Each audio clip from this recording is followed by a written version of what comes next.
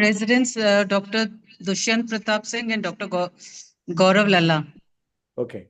We are Got live it. now, doctor. Yes. Dr. Dushyant, please log in. Yeah. Dr. Uh, GL, we call him GL.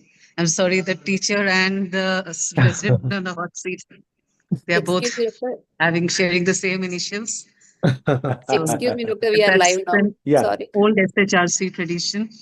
So we So are known by our initials. So welcome, Dr. GL, and all of you. Well, should we start the session? just a moment, I'll just start, Yeah. ma'am. Uh, very good evening, everyone. On the basis of, on behalf of Rajasthan Ophthalmological Society, I welcome you all for this series of lectures, master classes. So we have today Dr. Gaurav Luthra as our master, and he'll be talking about Rexis from initiation to the finishing. The basic idea of this class is to interact and discuss with the residents and young ophthalmologists how to go about and do a Rexis, which is a very important part of the phacoemulsification. And Dr. Gaurav doesn't need an introduction. Everybody is aware of his contributions, but still, I would just name a few of his accolades. Dr. Gaurav is an internationally renowned eye surgeon, director of Drishti Eye Institute and specializes in cataract and retinal laser refractive surgery at Dehradun. He did his master's from Maulana Azad Medical College. He also has a honorary fellow of World College of Refractive Surgery and FICO from AIOS. And he's also been an instructor from various renowned institutions, organizations like American Society of Cataract and Refractive Surgery, European Society for Cataract and Refractive Surgery, and World Ophthalmological Society. Uh, he's a past chairman of academics and research in IRSI. He has been the chairman of awards committee at the UK SOS and also been the past president of IRSI. At present, he is the president of North Zone Ophthalmological Society. He has been honored with a lot of prestigious awards like Mohanlal Gold Medal, IRSI Gold Medal, a Coin Gold Medal, and various other presentations and orations. Uh, he has presented more than 185 lectures and 250 papers at various national and international conferences and organized a lot of live surgicals and full day surgical workshops and worked and also contributed as chief instructor at various levels of whether it being AIOS, ASCRS, or any other national and international fora.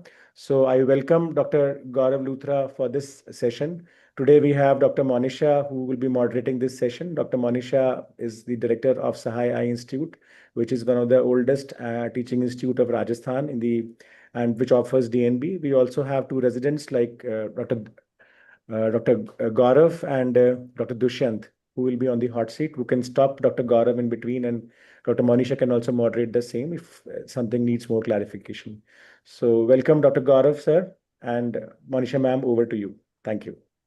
Thank you so much, Ankur. And I feel this is, of course, an honor to be participating in such an awesome series of classes started by the Rajasthan Ophthalmic Society. And coming to what we are dealing with today, I feel in ophthalmology, romancing the capsule is like that is what Rexus means to most of the ophthalmic surgeons whom I've seen. And it is like laying the racetrack for the Formula One race. And watching the surgeons operating is again like being mesmerized with Messi, how they handle the flap and take it to its awesome desired goal. So over to Dr. Gaurav Luthra for an yet amazing series of his classes. Thank you so much, Dr. Monisha, and thanks, Dr. Ankur, and of course, thanks to Rajasthan Ophthalmic Society for giving me this opportunity to present. I love to teach anyway, and and the Capsulorrhexis is of course something that we all need to master. I've been still trying to master it after 25, 30 years of being in practice, and every time you think that you know everything about it, you still find more things to learn. So there's no end to learning, and I'm happy to share some of my pearls. And the fact that you said that Sahai Eye Hospital is one of the oldest. I have a memory as a kid, and I'm now 57, but I have a memory as a kid visiting Sahai Hospital with my father, who's an ophthalmologist and who knew Dr. Anshu Sai's dad quite well. And I think Dr. Anshu was still in school when I visited as a school child myself. So that's how long back it goes. And of course, it's one of the premium institutions. So, and thanks, Ankur, for inviting me. Should I share my screen? Yes, sir. Yes. It's good to Yes, meet sir. all of you from ROS who are logged in today, and I'll be happy to answer any questions or doubts to the best of my ability. And I've tried to put together some videos of basics and some challenging situations, and then some very difficult and newer things. So let's see how it goes. So this is how we can start maybe, and I'll just minimize the screen of the thumbnails. Okay. So first of all, I think it'll be nice to go here. So I wanted to start with this because we sometimes get to see things on the right, and we love to see things which are on the left.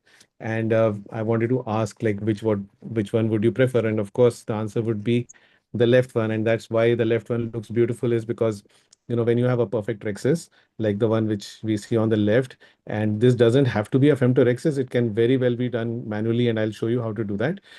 You can have that perfect overlap that you can see over the edge of the lens, which positions the lens perfectly. And then of course, when you have a clean surgery like that, your cornea remains healthy, your lens position is perfect, your quality of vision is perfect, everything comes from it. So essentially, if you have the rexis right, rest of your surgery, the chances are that everything will go much better than what it would otherwise.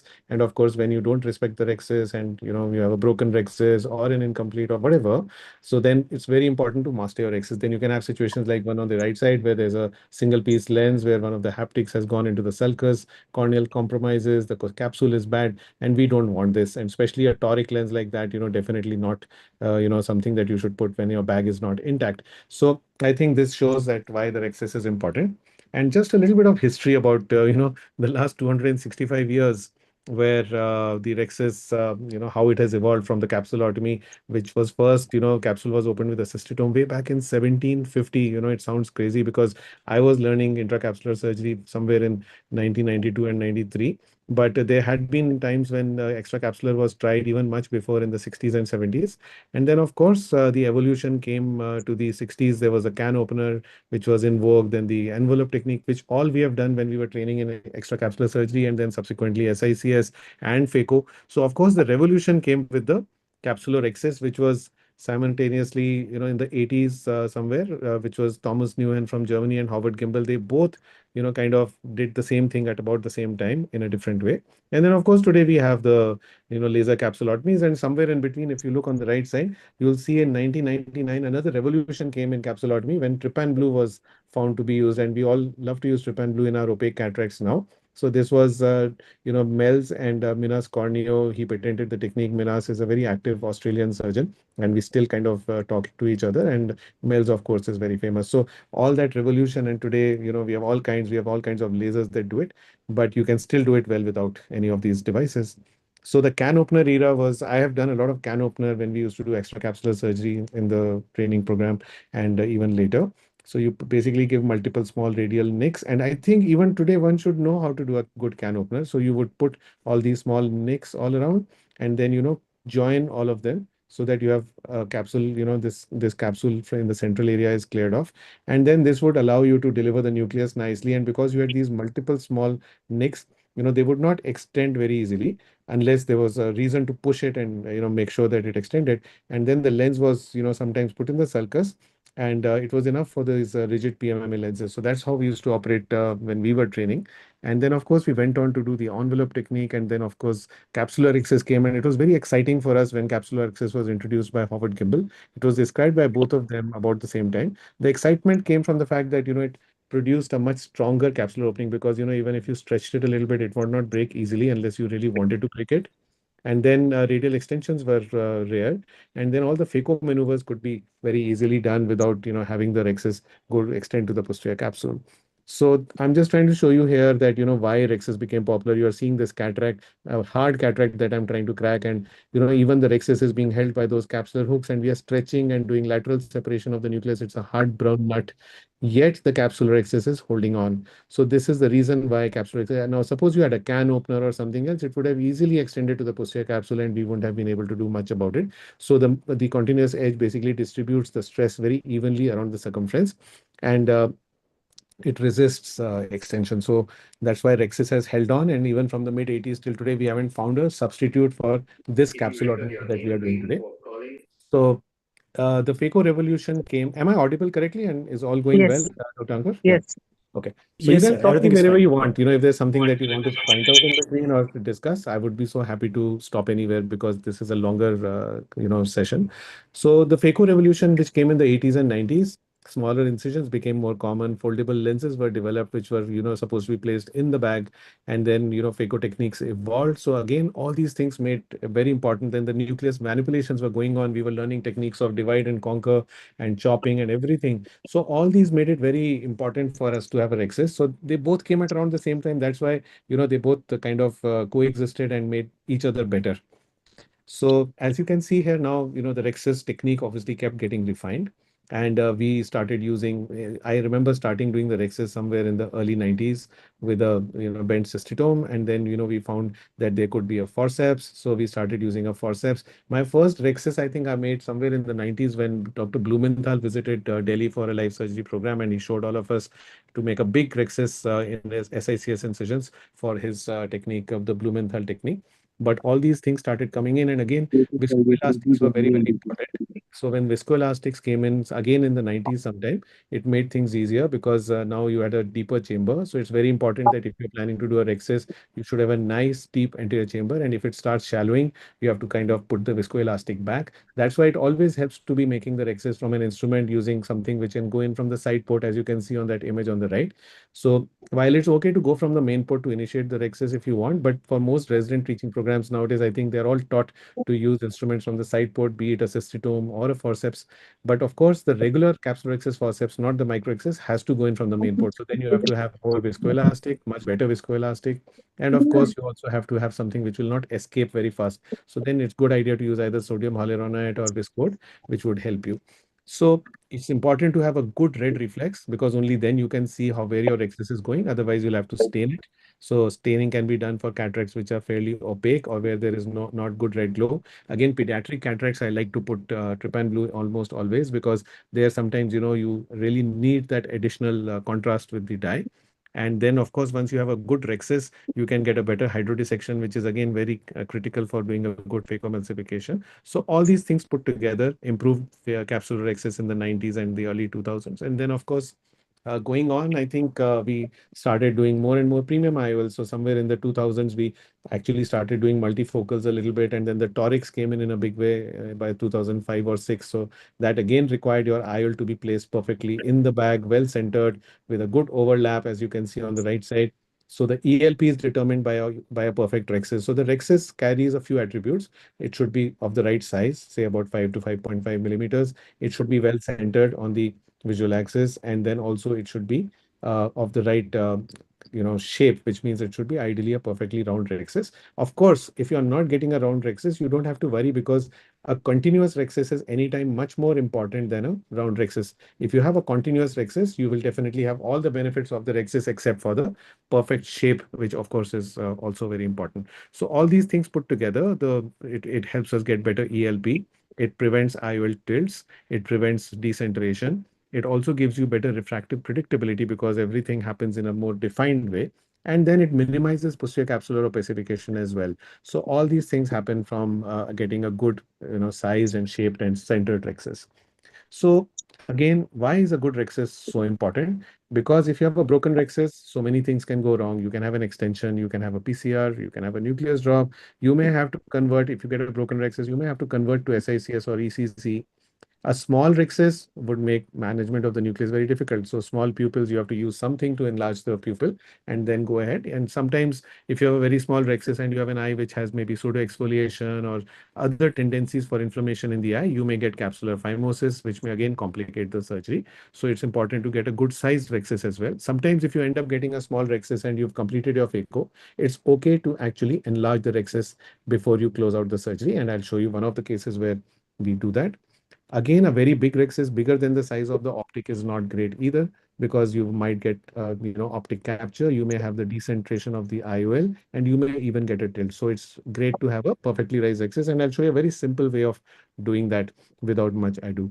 So a decentered rexis can also be wrong because again you can get an optic edge which is exposed, which may lead to tilts and a poor visual outcome because all the new premium lenses, they require your eyes to be well centered. Again, ELP is determined by a good Rexis, because if you don't have a good one, then your ELP can go wrong. So some of the instruments which can be used for making a Rexis, the most basic, of course, is the one on the left. This is what most of us end up using because it can go in from a small side port. You don't have to open up the main incision. In fact, in many teaching programs, they ask you to just make up side port and complete the Rexis before making your main port, because that ensures a deep chamber, which is more stable. The visco doesn't escape.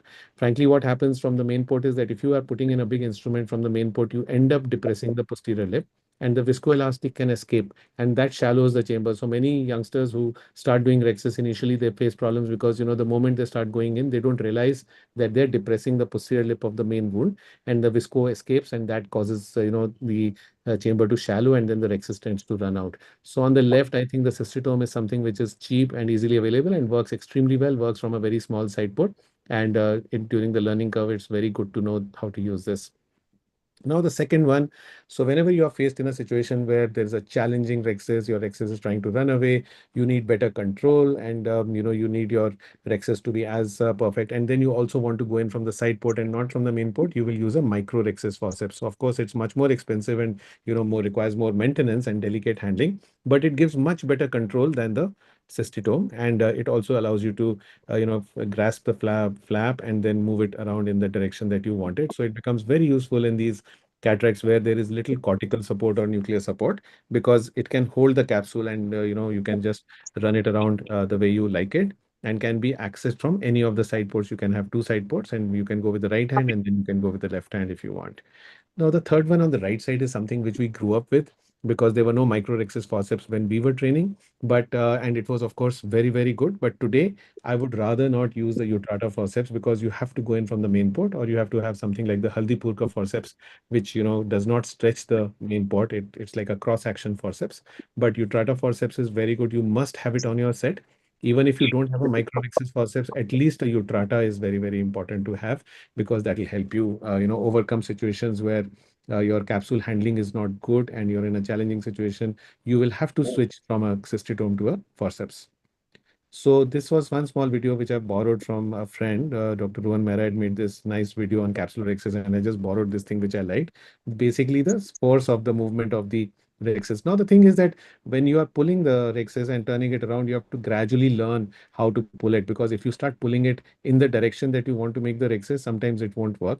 So you have to have a small pull which is centripetal, because if you don't, if you kind of run it, especially in pediatric cataract, if you're allowing it to run where you actually want the Rhexis, it'll start growing bigger than what you actually intend to. So you have to titrate the force and pull that flap and re-grasp it every time that you move forward by maybe 1 or 2 clock hours, because that gives you much better control. So if you try to take it along for 3 clock hours, you'll see that your control becomes much less, and then it tends to start going ori, either extending outwards or sometimes even coming inwards in these thicker capsules like the pseudophiliation, pseudoexfoliation eyes. So I think we'll go on to now. I pulled out this video which was made by me almost I think 20 years back when I was using an Infinity.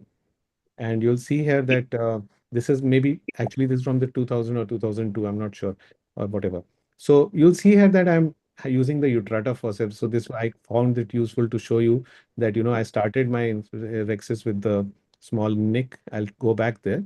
So this was some video I made for some educational activity at that point, putting in Visco and then doing a soft shell kind of a thing. And now I'm initiating the Rexis and then creating a flap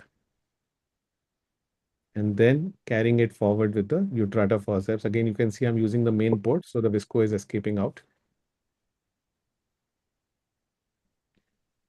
As you can see, this capsule was probably a little bit, this was an eye with a little bit of zonular laxity, and that's why I'm using the forceps to ensure that I can complete it. So it's not a good sized Rexis, but I'm going to make it slightly larger. So you can always make it larger, as you can see here. If you feel that you've got a smaller Rexis or the shape is not right, you can always go around a second time.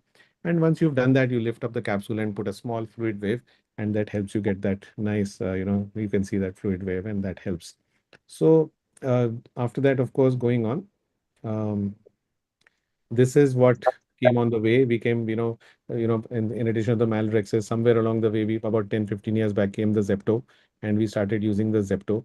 And we no longer use it, and most people who were using it have stopped using it. But it was a nice device at that time. It had its own limitations, but it used to give, it was the poor man's femto, as I would think. You used to get this small wave, the electrical pulse, and it would create a nice rexus, as you can see. And we used it for maybe 6 months or a year, and then we grew out of it. So this is just for the sake of completion. Now, what I do today is when I'm not doing femto, and this is a rexus marker which I had designed almost 15 years back, I think, and I continue to use it today. It just costs 2-3 thousand rupees maybe, but it leaves an imprint on the cornea. It gives you a perfectly centered rexus on the visual axis because you can just make a small imprint on the corneal surface, and it lasts. That imprint is visible only for the first 2-3 minutes. After that, it's gone. So it's mostly on the epithelium, and it gives you a perfectly sized template for you to make the rexus, something like the Virion or the Callisto does. So instead of image guided rexus, you can just use this simple device, and I feel that it is very, very important to use something like this to get a perfectly centered and the right size and the right shaped rexus. Now, basically, what happens is when we do our rexus without the help of one of these devices, it'll all depend upon the white to white because we go by our gut feeling. You kind of see the cornea size, you see the pupil size, and then you try to make a size of your own. The problem is that there will be eyes which are 10 millimeters white to white, and there are eyes which are 12 millimeters, and you'll go horribly wrong because you just cannot estimate the size. So let's see how it works. So you put this small imprint, and once you have that imprint, which you can see where the Rexis was, marker had imprinted, it gives you a 5 millimeter template. Now, if you want to make it bigger than 5, you can just run it outside that template. If you want to make it slightly smaller than 5, for example, if you're thinking that you might want to do an optic capture of some kind, or maybe a posterior polar cataract or something, then you can run it just inside that 5 millimeter imprint. So you can see here that it allowed me to make a Cyrexis of almost the correct size, the correct shape, and without any kind of ado over there, and it makes a good Rexis. So of course, this still requires you to have a good red reflex. If there's an eye where there is no red reflex, this thing becomes a little challenging, and I'll show you how you can still do it. Now, this is a situation where there is no red reflex. So I'm still putting the Rexis marker, but you won't see the imprint right away. And the mark is not easy to see. So what I do is then, because I'm going to stain this capsule anyway, it's a opaque cataract. So I'll just put a drop of trypan blue there to stain the capsule. And then I'm putting a drop of trypan blue on the surface of the cornea. So what that surface of the cornea that trypan blue does is it stains that small capsular marker, the rexus markers, indent gets stained, and you can then see that thing which you were not seeing because there was no red reflex. So you start seeing a little bit. It may not be very nicely visible here, but you can see it quite well and then make the rexus accordingly. So maybe you can see this imprint over here, and this is enough for you to get that template on which to run your rexus. Of course, I had the luxury of the Virion here, but I'm probably not going to use the Virion. I'm just going to use the print of the trypan blue on the surface and complete my rexus. So I'll just run through this and show you that how it can be done. And so in an opaque cataract, you can put the rexus marker and then make an imprint and then trypan blue and still complete the rexus in that way. So this is how it looks. And I have no financial interest, but I love using it and I love propagating the use of any good. There are several actually in the market. This one was designed by me and Epsilon sells it. So now this is the image guided surgery, which of course not everybody has, but it makes life simple and it basically works the same way as what you saw with the imprint. It can give you the incision and all the markings there. So we'll take you to the Rexis straight away. So I'm initiating the Rexis with this overlay. This can be done with the Virion, with the Callisto. And of course, it's nice, but I always feel that you can see that it's still shaking a little bit as the eye moves. And you can also see something on the left side, which I don't use anymore. This is a very old video. I'm holding since all of us are now doing topical phacos. This thing I don't like at all. I now for the last 10 years or more than that, I just use a bud to stabilize the eye. I never hold the conjunctiva with a forceps. So this is something which you will see in the newer videos that I've changed. So you can get a good rexus there and proceed with the surgery. And towards the end of the surgery, you'll probably see that the IOL has been implanted, and we are using the toric guidance from the Virion as well to position the lens. And also the Virion will show you that the IOL is well centered, so you get a good centration, and that's the toric mark. Anyway, so something which came along again on the way is again interesting because we use this at some point. This is called a virus. It's a device which comes as a disposable device, can be reused by ETOing it. It's like a small round band. It's made of silicon. I think I'm not sure what it's made of, but it's probably silicon. And you just put it into the eye. So you just see I'm putting it into the antechamber after putting in visco and staining the capsule. And you center it where you would like your rexus to be. So it's just again another way of making the rexes. This thing didn't become very successful in India, but internationally it was being used. So you can see it's allowing you to make a rexes of exact 5 millimeters. And the only problem is that there is a cost involved. And so, you would probably not want to use this as a disposable device. And you might reuse it, but how many times will you reuse it? So eventually, it became something which we were not using. It was just for the sake of interest. And then you just pull this ring out and the Rexus is nicely done. So there comes the ring. This is another, it's called Virus. So something that we do today a lot is femtorexis, and I'll show you some videos of femtorexis towards the end, how it becomes nice, because here, you get a perfectly sized shaped rexis with the femtosecond laser. And also now there is a capsule laser which has come. So again, now here, this small video to show you with the rexis marker. I had done this recording to show some presentation that how the rexis marker is equal to or better than the Virion and the Callisto, and at almost no price to us.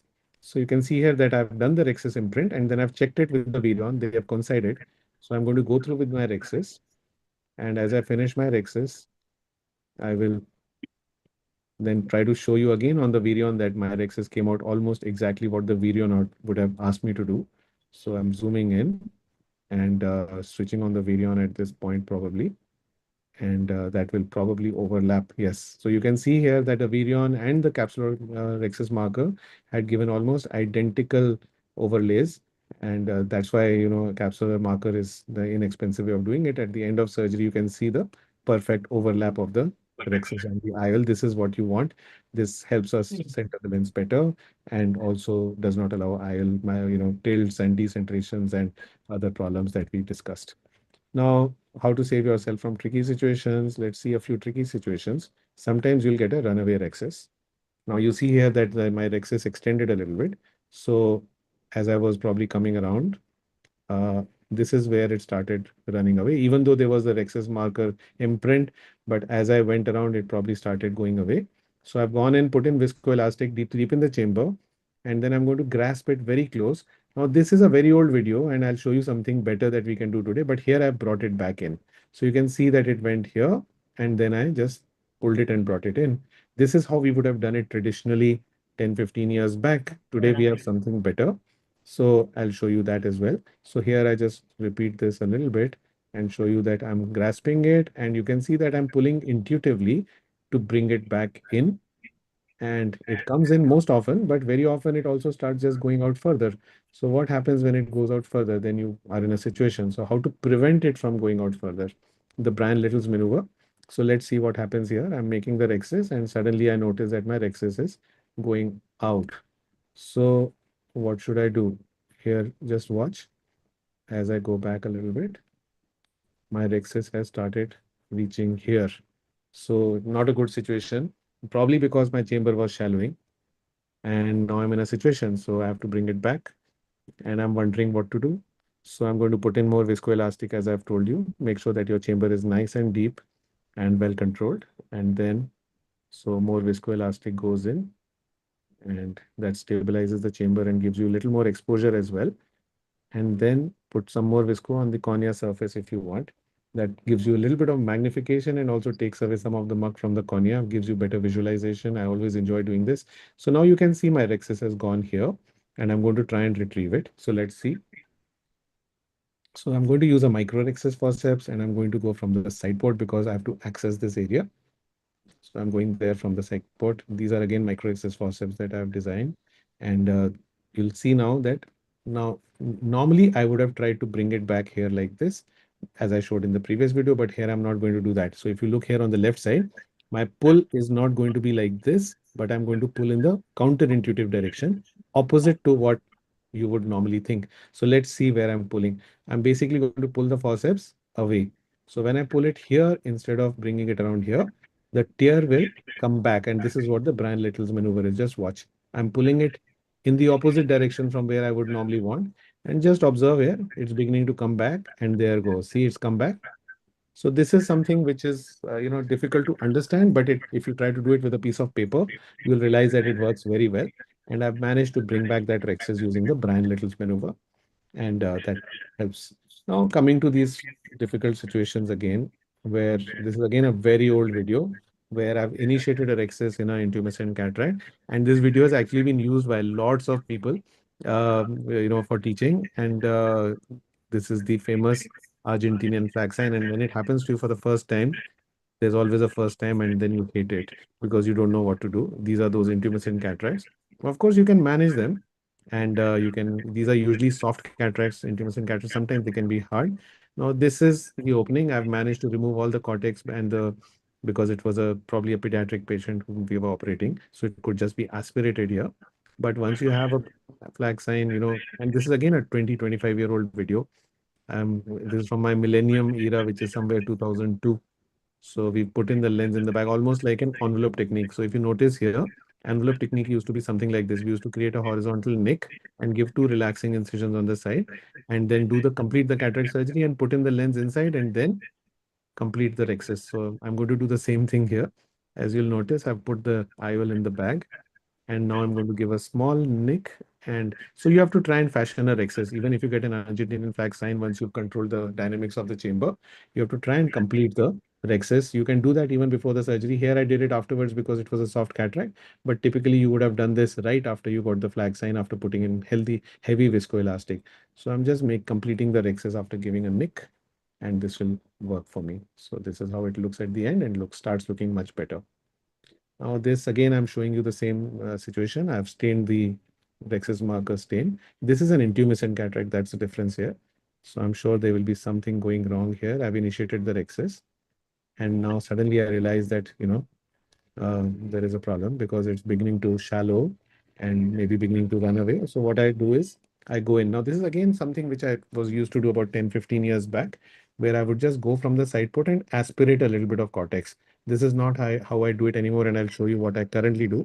But these are all the learning steps. You can see that I was able to get some of the cortex out, but inadvertently I also caught the capsule a bit. It could have run away, but I'm using the microrhexis forceps now, and I'm able to complete the rhexis and get away with it. But going on, another situation. Sometimes if you have an intumescent cataract and you start noticing, so here I've again, kind of aspirated, and now I'm going to try and complete. This is a pediatric cataract. So I've started in pediatric cataract, you always start with a smaller rhexis first, and then you get the right size. So here you can see the control of the microrhexis forceps. So I'm trying to keep the rhexis in and also yet, but at the end of this, I realize that my rhexis is not of the right size. So I need to make it bigger. I'm just going to go and make another round. So you can see here that I'm going to do a spiral rhexis. So you can see that I take one more round and make it slightly larger. It's very easy to do, and it almost never runs away. So if you have an intumescent cataract or a pediatric cataract, just try to make one swirl of the rhexis first, and you can always make it larger by taking one more round over there like I showed you. So another thing which helps is somewhere down the line, I started doing this, where we started doing a decompression for these intumescent cataracts. You stained, and then after that, you basically put in viscoelastic, make sure that your chamber is tight and nice. Now I'm not going to use the same port as where I went in from. I'm making a new paracentesis to decompress this so that there is no escape of viscoelastic. So just watch. I'm going to put in a 26 or 30 gauge needle, and I will just let this go in. My visco is tight. My chamber is tight. There's no way it can get lost now. I have a very controlled chamber. I'll enter and I'll aspirate. So this will help me decompress the intumescent lens. And once I've done that, then my rhexis will become much easier. So you can see that now I can initiate. Again, this is a very old video. You can see I'm using a Luthra forceps, which I no longer have on my sets. And it's also a brown cataract. So yet I was able to do it because I was able to decompress that lens. So here again, a slightly more recent video probably, and decompress and then lift up a small thing there. And once you've done that, you can aspirate and then go in. I think in this case, we got a trivariate axis because basically it extended with that needle a little bit on three sides. So I have a situation, I'm decompressing. And now you can see that it's torn in three directions, here, here, and here. So it's going to be a bit of a challenge. And that's what I wanted to show, that if you're not careful, you'll get something like this when that needle, which you're trying to use for decompression. So you have to be careful when doing it and have your forces right. If you tent up the entire capsule with that needle, sometimes it'll tear in a slightly unpredictable way like this. It's very rare, but it can happen. So then you have to go all around these things and make sure that you get a complete rhexis. And micro rhexis forceps will always help. So there I'm trying to go around those, that trivariate kind of a thing which I created, and I can then still complete the rhexis. So this was a bit of a complication. Now here again, a complication which can happen when you're trying to do what I was just showing you. I'm going to go in trying to decompress the lens. I'm entering with a 30 gauge needle. I'm not supporting it with my left hand. So you can see I'm making a mistake. I'm not stabilizing the globe. I'm just going in with the needle. So I'm making a mistake. And these are all learning points. So I don't mind sharing my mistakes because, I learn from it. And so I can, give you that freedom. So there it went suddenly and created a, like you can just see this again, it went in and created a radial tear in the entire capsule because I was not supporting the thing with the forceps or with a sponge. So then of course you can deal with it. I'm going to create a small tear here and trying to go around it. So you can see that with the forceps, I'm going to go all the way around it from both sides because I know that I have to come around it if I have to keep this rhexis intact. So you can see that eventually by refilling viscoelastic and coming from the side port and other ports, you can access things better. I've gone around that radial tear and then managed to get a rhexis kind of a thing. So these are difficult situations that you can deal with. Any questions so far, Dr. Ankur? I'll stop here for a moment because if there's any questions that you would like to ask for Dr. Manisha. No, Um, so I think we are all glued to the presentation, I Okay. guess. Okay. So the So I'm just common trying to show situations, different situations yeah, where you can get stuck and yeah, how to come out of it. yeah. So this is another runaway rhexis that I'm showing. And there's a slightly smallish pupil. And of course, this is irritating. The virion actually irritates me sometimes because it obstructs my view. And maybe that's why I got this complication because when I reached here, the rhexis started running away beyond the small pupil. I was planning to complete this surgery without any device, but I noticed that my rhexis has now gone. So what do you do? Viscomydriasis. You can put a heavy viscoelastic there. You can see that now the pupil has got stretched in that direction, and this is the flap. So I've now reached that area. Now see what I'm doing. After putting viscoelastic, you could have put phenocaine also, maybe got a little bit of more dilation. And now I'm just using this Y-tip manipulator to move the pupil away and visualize. So you can see in my left hand is this Y-tip manipulator, and in my right hand is the microrhexis forceps. And now I'm getting under visualization by pushing the pupil away. You can bring it back. So they are now using the Brian Little's maneuver. I brought it back, and then I'm now going to be able to complete the rhexis. So this was the lesson learned over here. I could complete it and get away with it. Now another funny situation which I landed up in, again a slightly smallish pupil, and that's where all these problems arise. I'm making a rhexis on a stained capsule, and as I come around here, it starts now running behind the iris because my viscoid escaped, my pupil had become smaller. Now I'm in a funny situation because it's just under my main port. So if I have to use any instrument to come in this area, I'll find it very difficult to go inside. So I'll just show you what I did. I'm putting in phenocaine, trying to get a more dilated pupil. It didn't work. I'm trying to use that Y-tip manipulator to get better visualization and hold that capsule. But see, both of them are at the same point. So because of my Y-tip manipulator, I can't reach there. So again, putting more viscoelastic because see, it has run away just behind the pupil. So what should I do? I'm putting a iris hook here. Very simple, but very effective. So I've got exposure now. So if you have a situation like this, you can just put one iris hook in that area, get better exposure. And now see, I'm going to just bring it around and I'll be able to, I'm using a little bit of the Brian Little's maneuver and bringing it around. And then I can complete this rhexis. So this is another tip, trick in the up the sleeve, which you can use. If you get stuck in a situation, it takes only 2 minutes to put in that hook and you can get away with it. So that's another one. Now here's something which I, very beginner video. So it's from very, very way back when this was an intumescent cataract, and I purposely put it here because it's a learning thing. When you're doing this and from the main port using the Utrata, which today, as I said, we don't use anymore. So what happens is sometimes when the chamber shallows, your capsule will start creeping out. You can't help it. See, it's coming out. The cap flap is now beginning to come out. And this is disaster because now it'll run away like this. I'm trying my best to push it back, but see, it tends to come out because there's strong upthrust. So what do you do? This is a situation. Now, obviously you can, you know, I'm just trimming it, I think. I'm just trimming it with the vanas because there's no way I'll be able to put this all back in. So I've gone in with the vanas. It's improvisation. I've trimmed it and now this flap is inside. Maybe now I'll be able to, so here I should have actually abandoned the side of the main port and used a side port. And there's a big pterygium here, so visualization is not good. Managed to put in viscoelastic. And I think I'll still now go back in because these were the Utrata days. There used to be no microaxis forceps those days. So I was forced to use the Utrata and managed to bring it around and come back. So we still completed it, but sometimes this will happen and you have to be prepared. You have to try and then start using the side port for whatever maneuvers you do, because otherwise it will never stop. This is a heavy, very hard intumescent cataract. I think I'll skip this video. It's basically a spiral rexus, as I showed you before. So I make a small one. It's a very intumescent cataract with a very hard nucleus. And then I just go one more way around.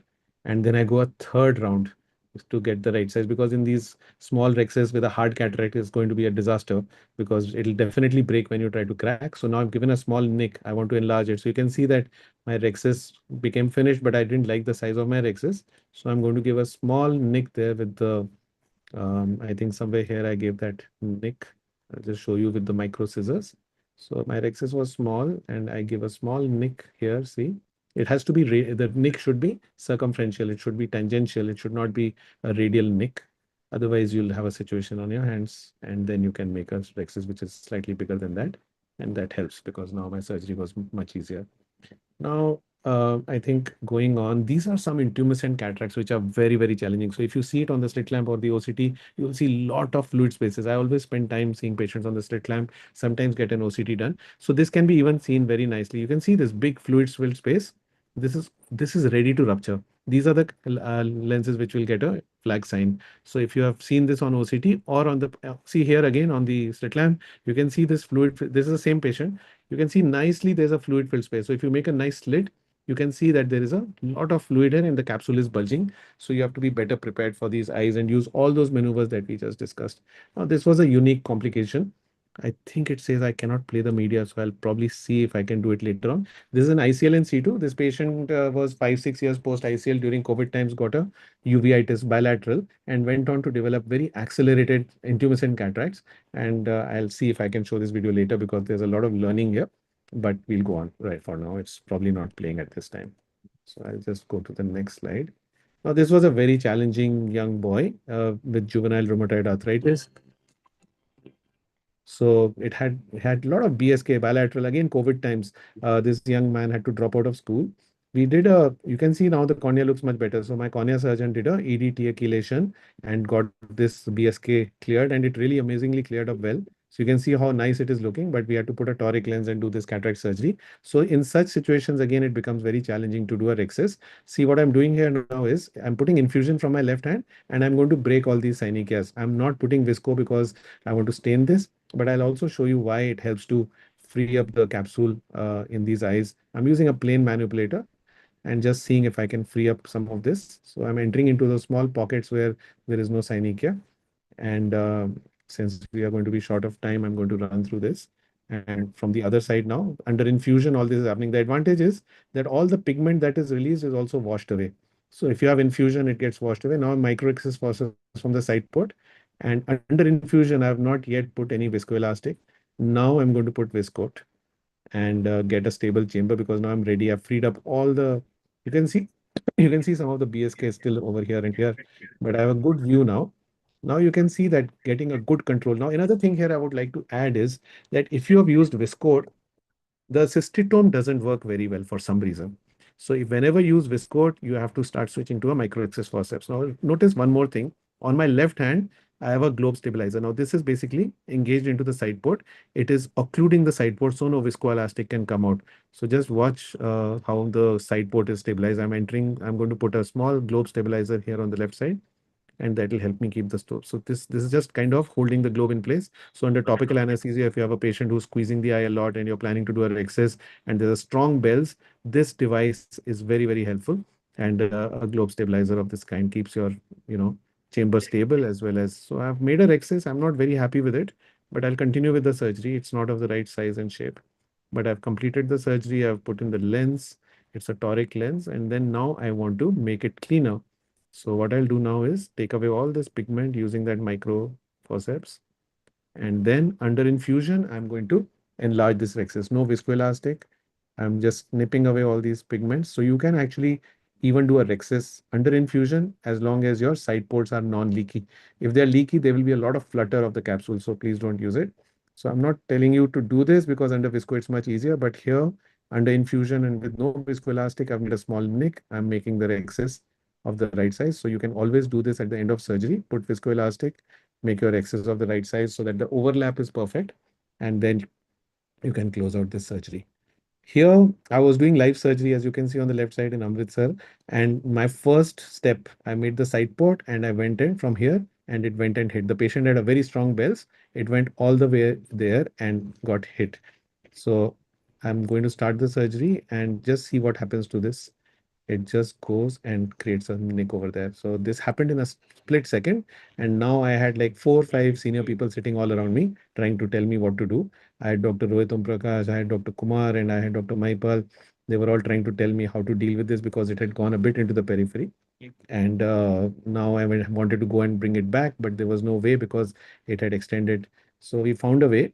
It was a different way than the usual. I made another Rexis, which was well inside this. So see, I've made a Rexis, which is inside that area. I've left that area untouched. So I've not done anything to it. And I'm going to complete my surgery from this new Rexis and then deal with it. So I've completed the surgery and then put in the lens. And once that is done, I will see if I need to do anything with that. So see, I was able to complete the surgery and leave that there and nothing happened. And it was this. So I wanted to convert it into a Rexis, but it was not looking possible. Now here again, similar thing happened, but here I'll deal with it in a different way. So a small nick there and second one more carefully. But you can see there, I'm not going to use that itself to make a Rexis. So I'm pulling it in and creating a flap, a tongue-shaped flap. So you can see that now I'm kind of that nick I'm pulling in and I'm making this tongue-shaped flap. And once that tongue-shaped flap is there, I'm going to use this to complete my Rexis. So this is another way to deal with it. Or you can make a T-shaped incision as Kamal Kapoor does. And this was my Rexis. Now I'm not happy with the size and shape, so I'm just giving a small nick and going to make a better Rexis. This can always be done at any point. If you're not happy with your Rexis, you can just give a small nick in a tangential way and complete it. So I think posterior Rexis in a pediatric cataract. So this is important to learn as well. And of course, today I prefer to do it with a cutter, but this is just to show you that posterior Rexis is actually much easier than the anterior Rexis because it stays and goes where you want it to. I've given a small nick. You can use an MVR or a 26 gauge grade to create that small nick. And then under good viscoelastic, don't overinflate the bag because if you push too much viscoelastic, the PC will go far behind. And then you can complete this Rexis. And there's also fibrosed capsule also, which can sometimes be unpredictable, but I've managed to get a nice 3.54 millimeter Rexis. And I'm basically going to capture the lens over here and put in a 3 piece and then do an optic capture. So posterior Rexis is nice and easy. You can master it once you are happy with the surgery, once you are happy with your anterior Rexis. Now here, just as it's a pediatric cataract, instead of suturing it, I'm making a supraincisional pocket. Not today's lecture, but this is how I seal my wounds if I can without putting a suture. I'm just hydrating that pocket, which is created just above the main incision, and then putting a drop of trypan blue to look for any leaks. And that's somehow how I do my pediatric cataracts, with the optic capture.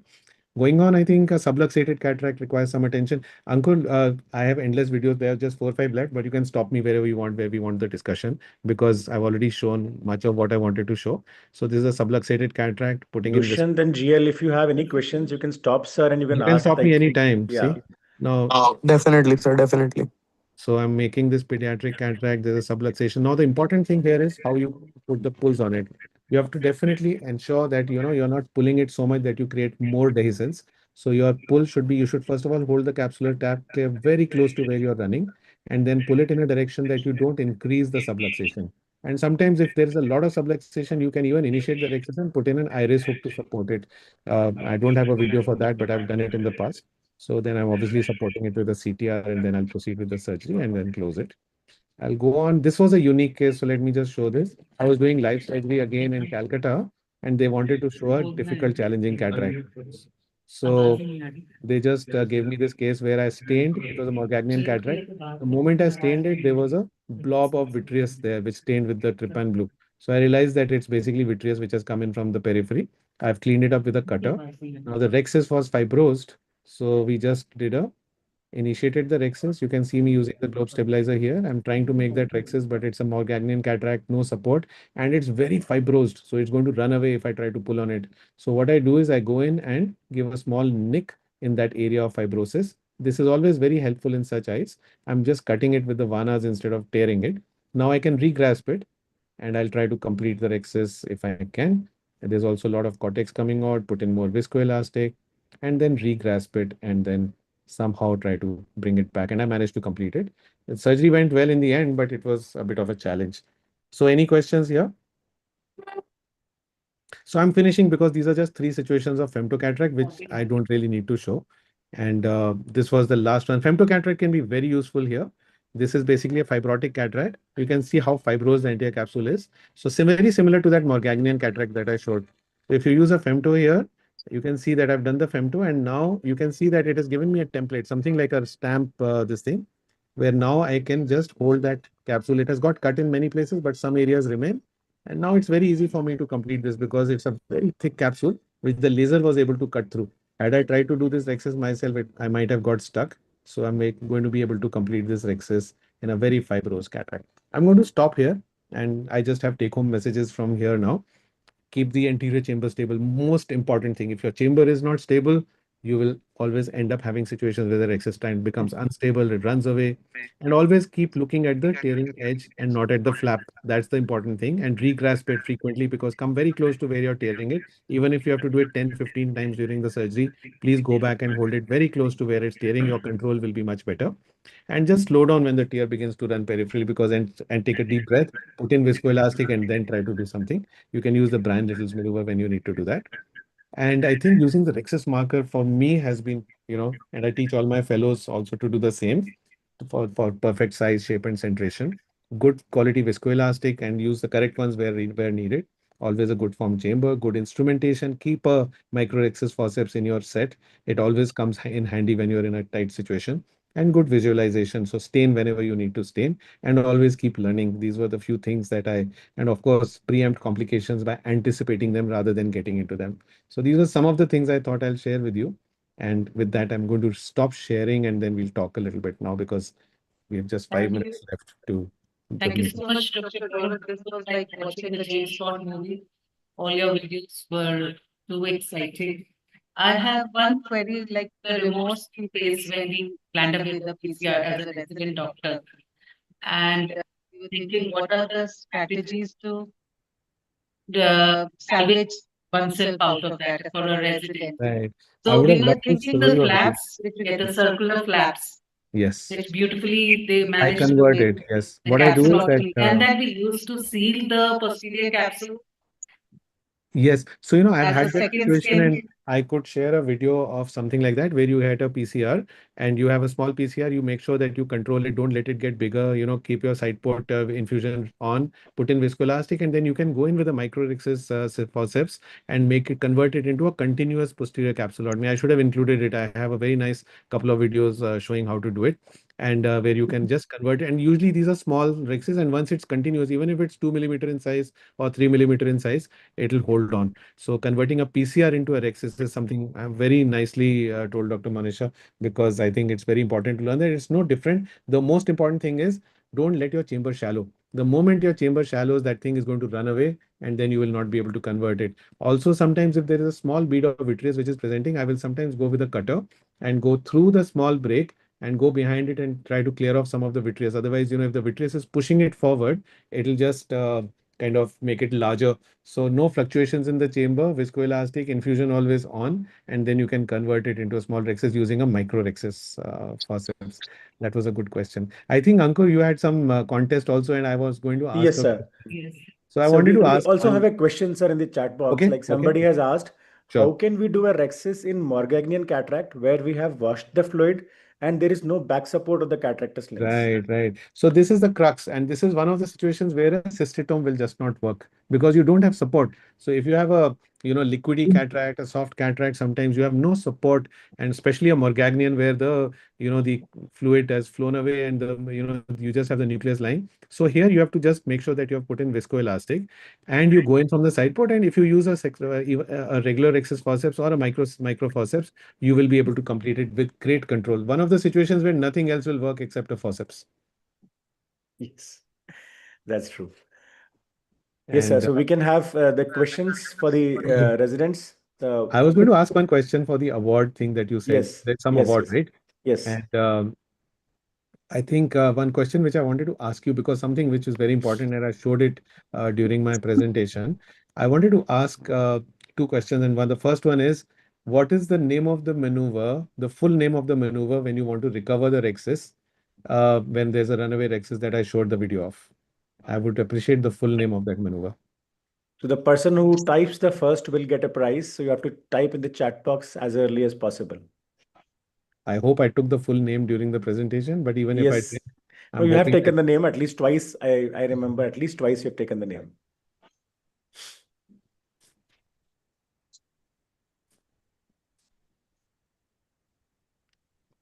So we have one answer, but it's not a complete answer. There's a full name to the gentleman who described this.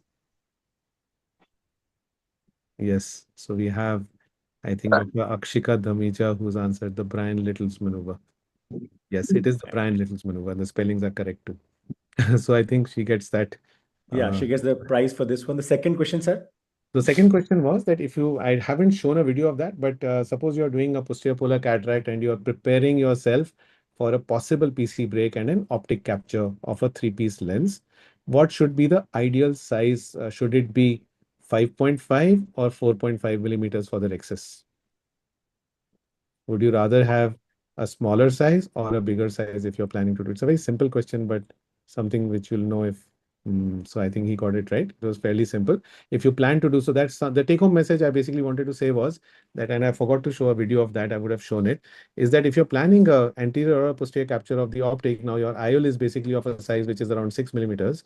So if the optic size is 6 and you have a Rexis which is 5.5, the optic capture will not remain.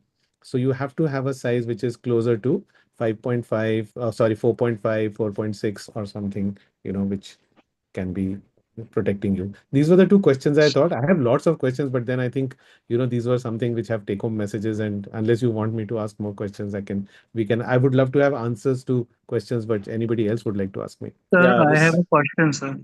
Yes, please. Yes, Dushyant, Sir, please. I'm Dr. Dushyant from Sai Hospital. Yes, My doctor. question Uh-huh. is it possible for us to perform the Little's maneuvers using a cystitome?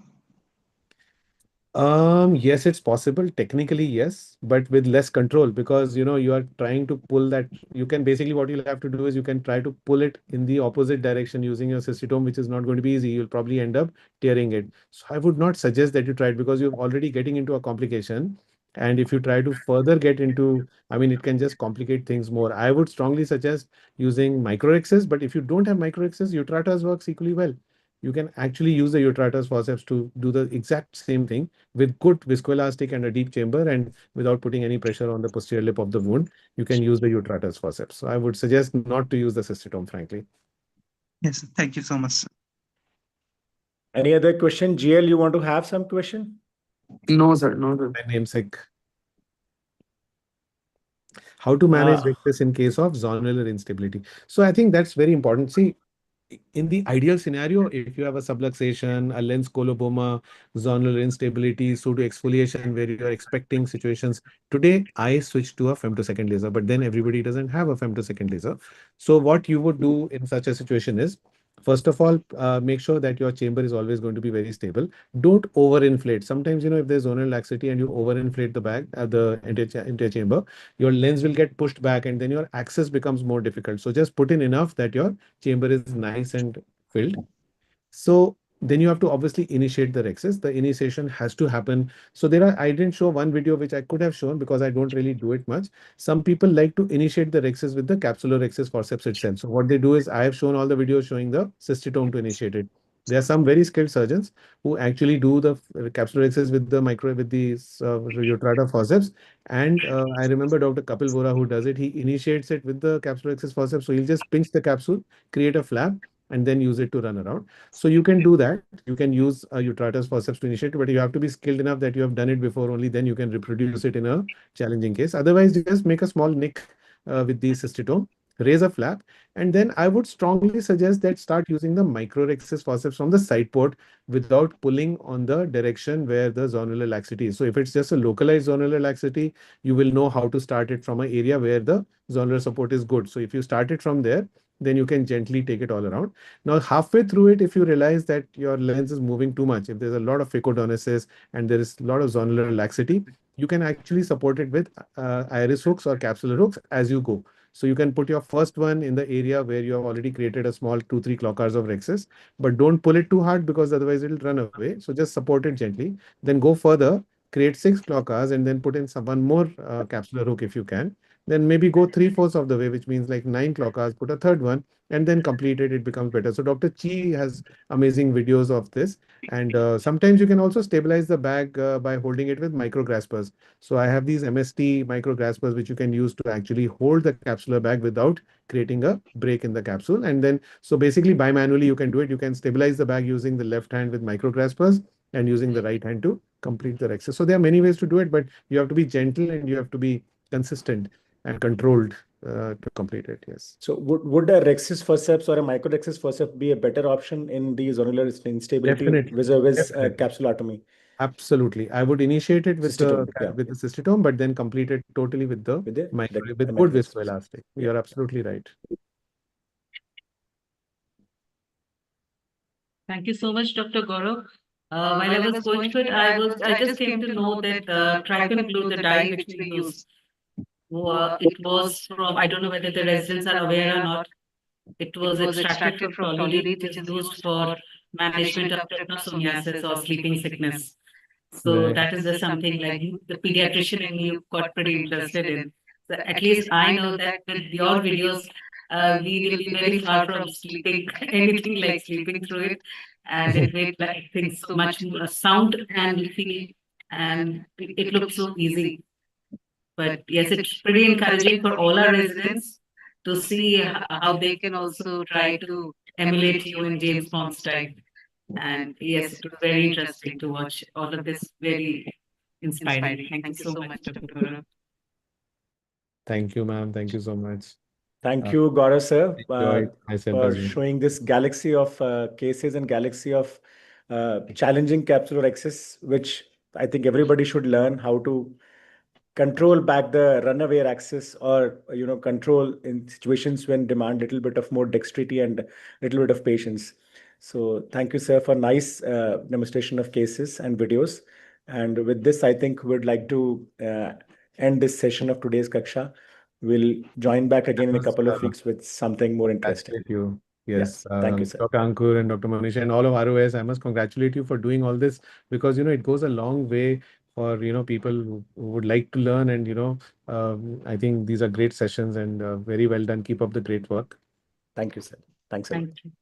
Thank you, ma'am. Thank you, everybody. Thank you, sir. Thank you. चलो class run हो गई